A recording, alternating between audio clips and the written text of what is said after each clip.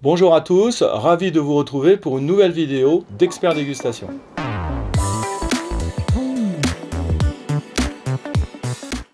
Vous avez forcément acheté, reçu ou offert du vin. Mais souvenez-vous, est-ce que chez vous, vous avez laissé la bouteille debout ou couchée? C'est vrai que les positions diffèrent. Lorsque vous allez dans une cave indépendante, la majorité des bouteilles sont couchées. En revanche, lorsque vous allez dans la grande distribution, c'est une autre histoire. La majorité des vins sont debout.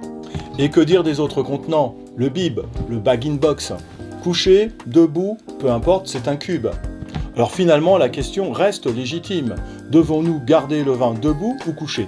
Nous allons désormais y répondre.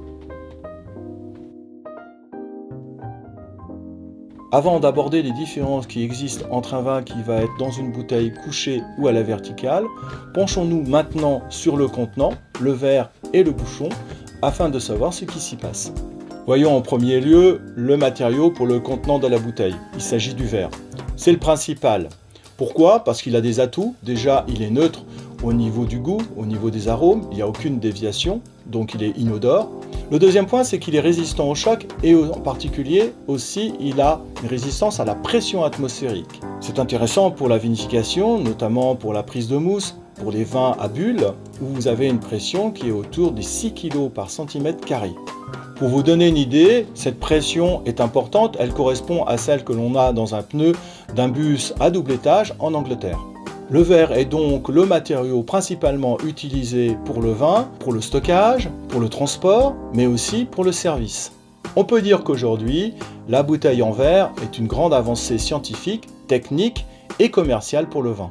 La bouteille a donc pour rôle principal de contenir le vin et d'avoir une certaine praticité. Maintenant, voyons le bouchon. La matière première traditionnelle, c'est le liège, utilisé depuis l'Antiquité pour le vin. Le liège, c'est une matière naturelle qui provient du chêne-liège, le Quercus suber. C'est un obturateur idéal qui possède 4 grandes qualités. Ces qualités reposent sur la structure interne du liège.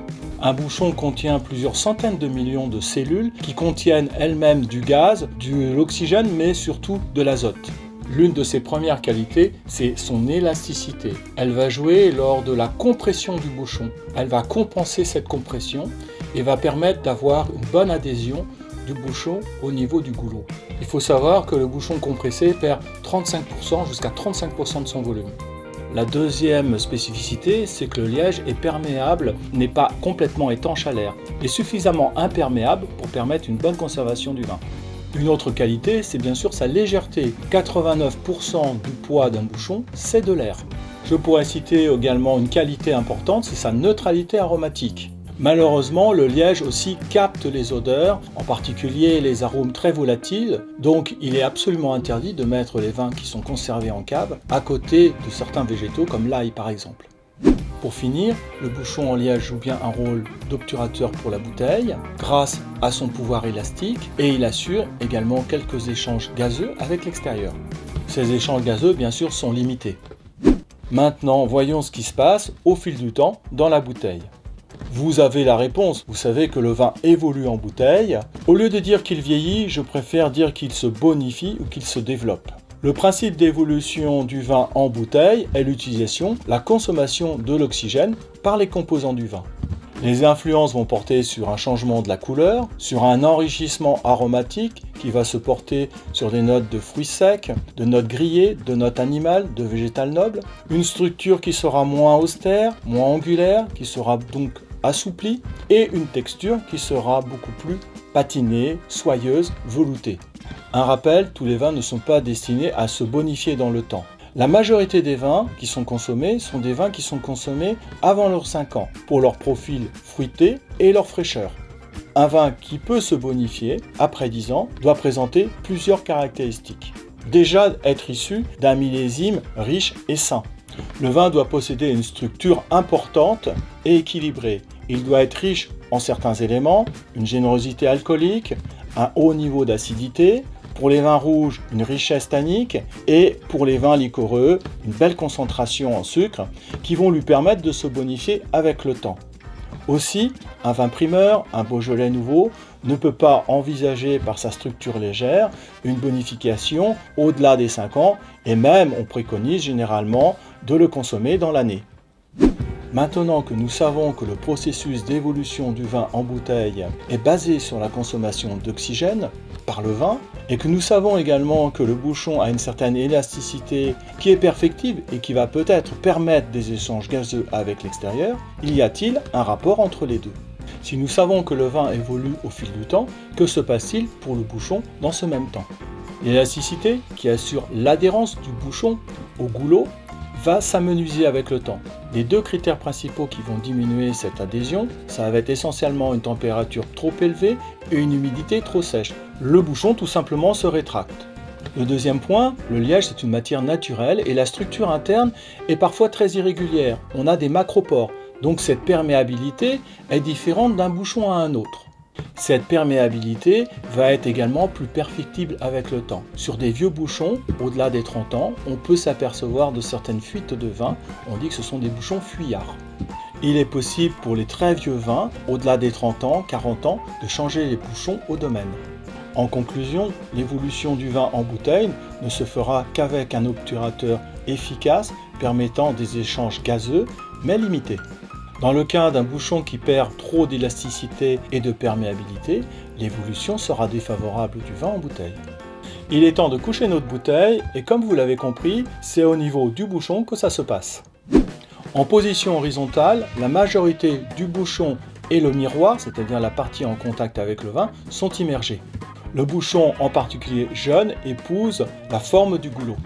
Mais par un phénomène de capillarité, de tension superficielle, le vin va se glisser entre le bouchon et la paroi interne du goulot, sur toute la surface du bouchon. Une oxydation légère et lente se réalise avec le vin dans la partie externe du bouchon. L'apport d'oxygène reste toutefois très modeste. La conservation se fait essentiellement dans un milieu anaérobie, privé d'air ou dit réducteur. Le vin qui a précédemment bénéficié d'un élevage long sous bois et qui a capté de l'oxygène dans cet élément poreux, va utiliser cet oxygène stocké pour son évolution en bouteille. La bouteille en position couchée permet au bouchon en contact avec le vin de garder une étanchéité optimale. Cela permet une évolution lente et bénéfique du vin. Alors maintenant, voyons ce qui se passe lorsque la bouteille est debout, toujours avec ce bouchon en liège. Certains me diront logiquement il n'y a pas de contact avec le vin, donc il n'y a pas d'oxydation possible. En fait, le risque c'est le contraire, une oxydation plus importante. Cette oxydation importante est un défaut du vin. Ce vin peut être en contact avec l'air de manière trop importante par deux phénomènes. La première est évidente, le bouchon n'est plus en contact avec le vin, n'est plus imbibé par le vin, donc il va se rétracter. L'élasticité diminue et donc on a forcément un passage d'air possible qui peut être de plus en plus important en fonction des conditions de température, d'humidité et donc on a une oxydation qui se réalise. Deuxièmement, les cellules de bouchon qui sont sectionnées et qui jouent un rôle de ventouse, de joint à cause de la tension superficielle du vin ne peuvent plus jouer ce rôle puisque le vin n'est pas présent. Donc vous avez une étanchéité qui est encore moins perfectible et qui permet à l'air de passer. Par conséquent, nous avons un excès d'oxygène, le vin ne peut plus le consommer, l'utiliser, il est saturé et donc l'oxydation est réelle. Parlons maintenant des conséquences sur la dégustation du vin. Parlons maintenant des bienfaits de l'oxydation ménagée, limitée, lorsque la bouteille est couchée.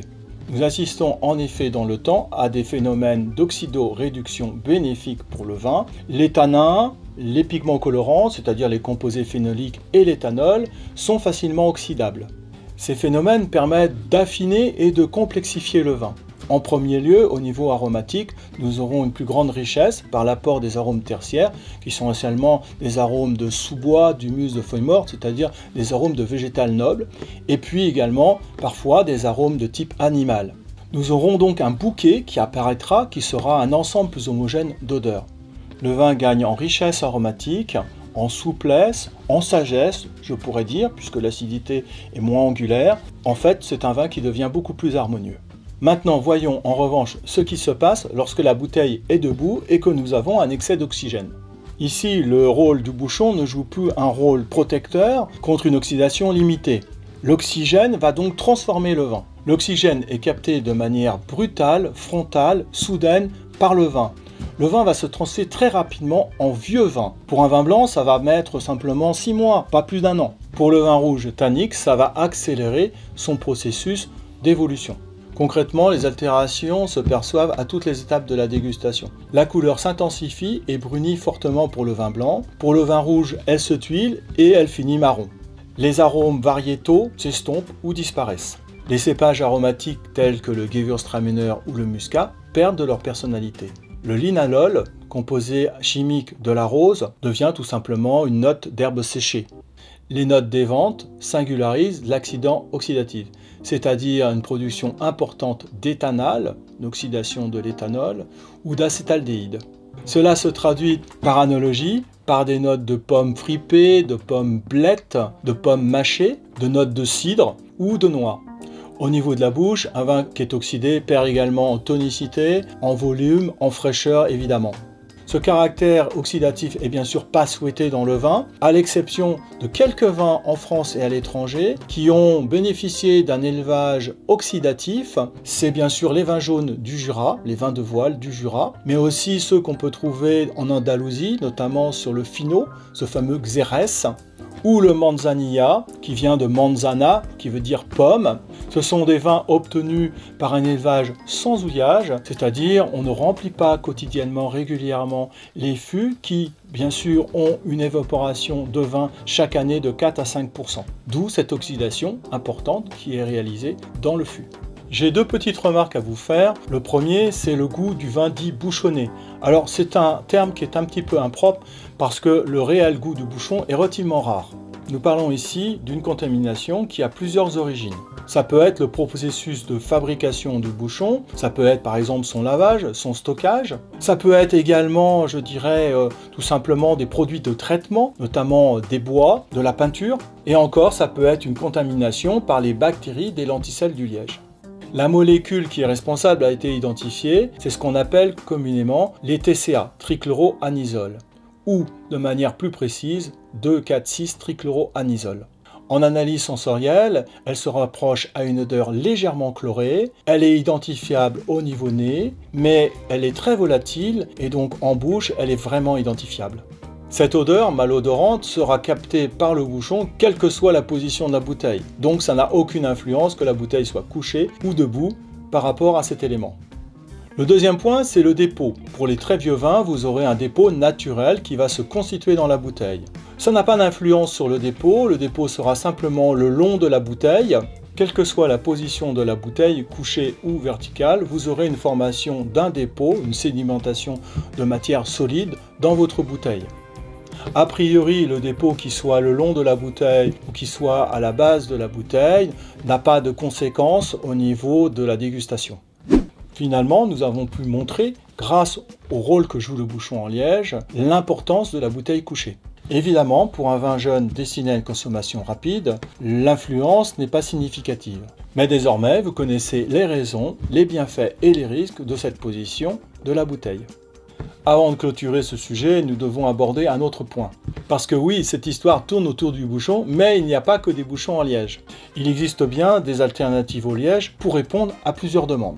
La première, c'est tout simplement la raréfaction de la production de chêne-liège. Nous avons eu des incendies très importants dans les pays producteurs, que ce soit le Portugal ou la Grèce, qui impliquent en conséquence des qualités qui sont irrégulières désormais, et puis également un coût plus élevé.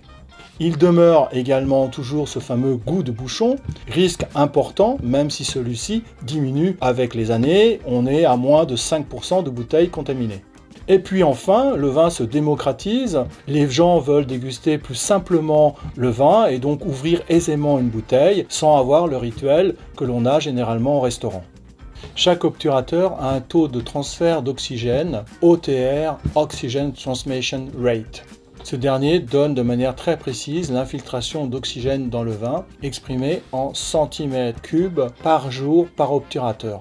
C'est bien sûr un élément important dans le choix de l'obturateur en fonction du vin, en fonction du style de vin que l'on va faire. En exemple, un faible OTR est plus bénéfique pour un vin aromatique qui doit garder toute son intensité d'arôme et également sa fraîcheur. Un OTR qui permet d'avoir un apport d'oxygène limité mais réel est plus favorable pour un vin jeune rouge tannique de garde. Un vin qui est pauvre en anhydride sulfureux, le fameux SO2, est un vin qui est donc sur une structure très sensible à l'oxydation, va rechercher un obturateur avec un OTR qui est très faible, qui ne permet pas à l'oxygène de rentrer dans la bouteille. Je vais maintenant vous présenter quelques obturateurs, ceux qu'on trouve plus fréquemment sur le marché, à quelques-uns qui sont plus innovants. En premier lieu, je vais vous présenter celui qui est le plus près du liège naturel, mais qui n'a bien sûr pas les mêmes qualités, c'est le bouchon en liège aggloméré. Il est constitué de billes de liège qui sont collées bien sûr avec une colle alimentaire. L'intérêt, c'est qu'ils ont une homogénéité, donc on a peu de variabilité par rapport aux chênes naturels. Vous avez la même qualité et la même évolution dans un lot. En revanche, vous avez une très grande perméabilité. Donc ils sont réservés à des vins à rotation rapide et généralement de bas à moyenne gamme. Le deuxième bouchon qui est très présent sur le marché, c'est le bouchon synthétique. Il est composé d'une matière artificielle, un polyéthylène, qui est un polymère très présent dans l'industrie agroalimentaire et qui a donc fait ses preuves. La première qualité du bouchon synthétique, c'est son élasticité. C'est une matière thermoplastique qui ne va donc pas bouger par rapport à la température. Donc cette élasticité, elle va être constante. Elle n'est pas sensible à l'assèchement de l'air ambiant. Cette élasticité est même supérieure à celle du chêne-liège. Et en conséquence, avec un bouchon synthétique, on peut garder la bouteille verticale. En deuxième point, la perméabilité est bonne et donc un vin peut évoluer lentement dans un bouchon synthétique. Cette perméabilité nous permet d'avoir une régularité, une constance dans l'évolution du vin. Mais je ferai quand même une remarque importante. Il existe différents processus de fabrication des bouchons synthétiques qui fait qu'une grande majorité de ces bouchons ne sont pas destinés à des vins de garde.